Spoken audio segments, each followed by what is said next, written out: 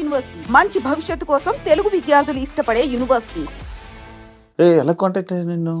అంటే నేను Saint Mary's కాలేజ్లో చదువుకుంటున్నాను ఎంబీఏ. నాకు ఫస్ట్ అప్పారావు గారు పరిచయం. అప్పారావు గారు పరిచయం అయ్యి మెసేజ్ చేశారు, ఇలా జబర్దస్త్ కామెడీ షోస్ ఉన్నాయి, అందులో చేయొచ్చు కదా అంటే. నాకు అప్పుడు తెలీదు, అప్పుడిప్పుడే Jabardasth starting first year.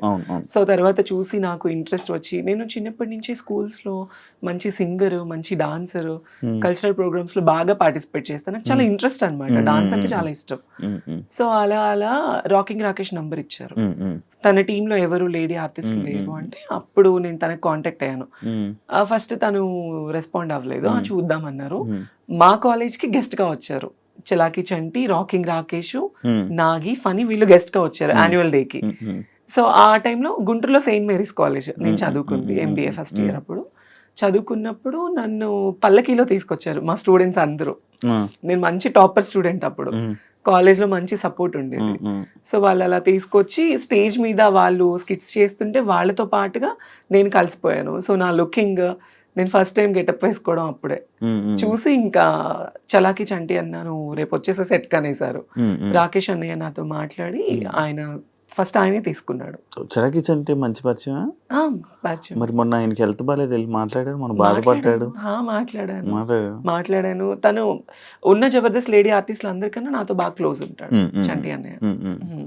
Okay, అలాగా ఆ పరిచయం వల్ల నీకు ఆ ఫంక్షన్ లో చూసి May 16th, March 19th నా స్టేజ్ ఎంట్రన్స్ అన్నమాట.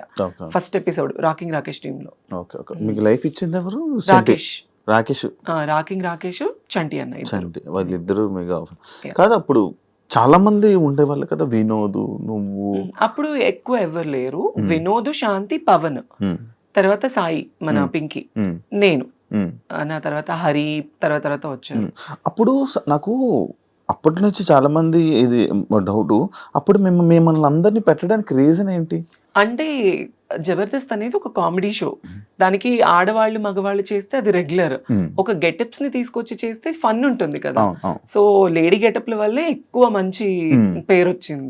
సో అలా అందుకే అప్పుడు మీకు బాగా గుర్తింపు కూడా అప్పుడున్న గుర్తింపు ఇప్పుడు నడుస్తుంది. అవును, అప్పుడు ఫుల్ ఎక్కువ ఇది.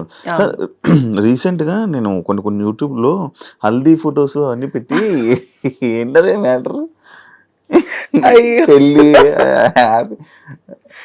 అది ఏం లేదు, జస్ట్ నార్మల్ గా అది ఇంట్లో ఒక ఫంక్షన్ కి నాకు హల్దీ చేశారు మా అమ్మ వాళ్ళు, అంతే. మా అన్నయ్య వాళ్ళ పెద్ద పాపకి మెచ్యూర్ ఫంక్షన్ అయితే సరదాగా నీకు కూడా చేస్తాము అని అట్లా ఫన్ గా, అంతే, ఇంకేం లేదు. అదే చూసి నీకు పెళ్లి అయిపోయింది? లేదు, ఈ క్వశ్చన్ చాలా మంది అడిగారు. అది ఏంటా అని. పెళ్లి అదేం కాదు, పెళ్లి అయితే కాదు, పెళ్లి ఏం కాదు. ఆయన మనల్ని ఎవరు చేసుకుంటారు చెప్పు? సింగిల్? No boyfriend. ఎవరైనా బాయ్ ఫ్రెండ్ ఉంటే సెట్ చేయి, లవ్ చేస్తా. నేను ఫస్ట్ సెట్ చేసుకుని అమ్మాయి అదంతా నీకు సెట్ చేస్తా, నాకే దిక్కు లేదు. నువ్వు కూడా సింగిలా? మరి మామూలు ఉండదు. పోనీ మన ఇద్దరం లవ్ చేసుకుందాం. ఏమైంది? కాదు, నాకు ఎందుకు 6 సంవత్సరాలు గ్యాప్ ఇచ్చావు ఇంటర్వ్యూలకి? అంటే ఫస్ట్ నేను జబర్దస్త్కి వెళ్ళినప్పుడు కొత్త రంగుల ప్రపంచం అంటారు, మన ఇండస్ట్రీ అనేది ఒక రంగుల ప్రపంచం, ఒక అడిక్షన్ అన్నమాట. ఆ టైంలో నేను వెళ్ళి నాకు ఒక పేరు రావడం, అందరికన్నా అందంగా ఉంది అమ్మాయి, తెల్లగా ఉంది, చాలా బాగుందని మంచి పేరు వచ్చింది నాకు. బయటకి వెళ్ళడం, నాకు అసలు ఏమి బయట ప్రపంచం తెలియని దాన్ని ప్రపంచం అంతటా తెలిసిపోయాను నేను. ఒక ఇంటర్వ్యూ ఇచ్చాను నేను. అంటే ఫస్ట్ జబర్దస్త్ లో ఏంటంటే గెటప్స్ అంటే అబ్బాయిలు అమ్మాయిలుగా వేస్తేనే తీసుకునేవాళ్ళు, అమ్మాయిలు అని తెలిస్తే తీసుకునే వాళ్ళు కాదు. సో నేను ఇంటర్వ్యూలో కొన్ని అబద్ధాలు చెప్పాను సుమన్ టీవీ, ఫ్రైడే పోస్టర్ వాళ్ళకి. నన్ను ఎక్కడ నాకు ఛాన్సెస్ తగ్గిపోతాయా, నాకు ఎక్కడ తీసుకోరా, నేను అబ్బాయినినండి, నాకు అలా కాదు, నీకు ఇలా అని చెప్పి నేను కొన్ని అబద్ధాలు చెప్పాను. అంటే తెలిసి తెలియని వయసు అప్పుడు నాకు ఏమి ఛాన్సెస్ రావేమో ఆ ఒక్క భయంతోనే వాట్ యామ్ అనేది నేను ఓపెన్ అవ్వలేకపోయాను అక్కడ. సో దాని తర్వాత నాకు చాలా నెగటివిటీ వచ్చేసింది బయట. మీరు ఎందుకు ఇలా గెటప్స్ వేసుకుంటున్నారు, మీరు ట్రాన్స్, మీరు గేస్, మీరు సంథింగ్ బయట, మీరు అసలు అమ్మాయా అబ్బాయా, ఇలాంటివి నేను చాలా ఫేస్ చేశాను అనమాట. మేబీ ఫస్ట్ నుంచి లైఫ్ స్టార్టింగ్ నుంచి ఫేస్ చేశాను. సో ఇంకా ఎక్కువ అయిపోయింది. ఇంకా దానివల్ల నాకు ఎందుకో నేను తప్పు అనిపించింది. నాకు ఏ ఛానల్కి ఇంటర్వ్యూ ఇవ్వాలని అనిపించలేదు. షూటింగ్స్ చేసుకున్నామా, ఫ్యామిలీని చూసుకున్నామా, ఇంక ఇదే నాకు మైండ్లో ఉండిపోయింది. అందుకే నేను ఏ ఛానల్కి ఇవ్వాలనుకోలేదు. చాలా మంది అడిగారు, నాకు మనీ ఆఫర్ చేశారు ఇంటర్వ్యూస్ గురించి. నాకు ఎందుకో మనసు రాలేదు. మన పర్సనల్ లైఫ్ అనేది అందులో ఎందుకు బయటేసుకోవాలి అని నాకు ఆ ఒక్క థాట్ వల్ల నేను ఇవ్వలేదు అంతే. అవును, ఇప్పుడు నువ్వు ఏదైతే పాయింట్ అన్నావో అప్పుడు వచ్చిన లేడీ గెటప్స్ అందరూ ప్రెసెంట్ అందరూ చేంజ్ అయిపోయి ఇలా ఉన్నారు. ఎందుకు అలా చేంజ్ అయిపోయి అంటే, ఇప్పుడు ఒక అబ్బాయి ఒక అమ్మాయిగా గెటప్ వేసుకున్నాడు, ఆ గెటప్కి పరిమితము అంటే, ఇప్పుడు మా జబర్దస్త్ వాళ్ళు కొంతమంది ఉన్నారు, కొంతమంది మాత్రమే చేంజ్ అయ్యారు. ఇప్పుడు వినోద్ ఉన్నాడు, వాడు గెటప్ వేసుకున్నాడు, పెళ్ళి 2 పిల్లలు. అవును. మోహన్ ఉన్నాడు, లేడీ గెటప్ చేస్తున్నాడు రీసెంట్ గా, తనకి పెళ్ళైంది రీసెంట్ గా. హరికృష్ణకి పెళ్ళైంది, చాలా మందికి పెళ్ళిళ్ళైంది. ఓన్లీ ఇందులో మారింది నేను, పింకీ, మా సాయిలేఖ, మేము ముగ్గురమే మారింది. ఓకే.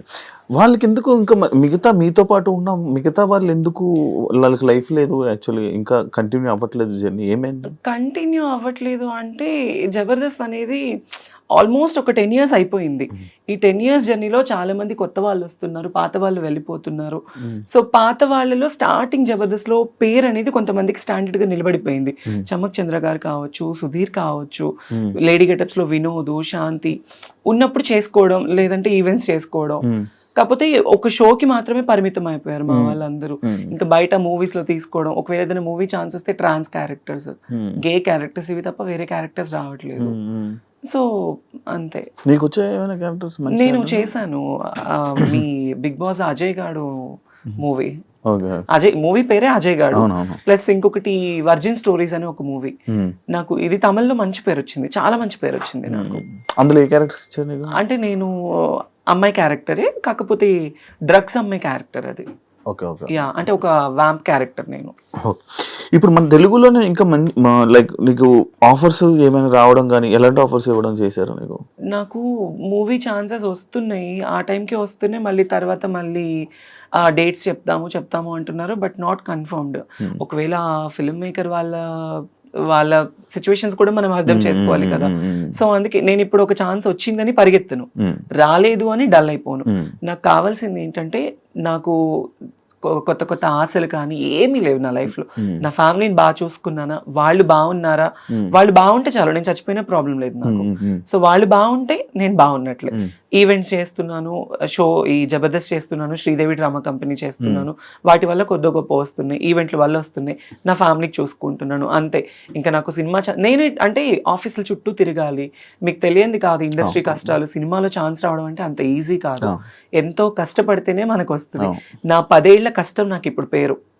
నా ఒకానొక టైంలో నా లైఫ్ ఎలా అయిందంటే శివ, ఫస్ట్ నేను మంచి స్టూడెంట్ని, నాకు బైపీసీ చదువుకోవాలి, డాక్టర్ చదువుకోవాలి అని చాలా ఆశ.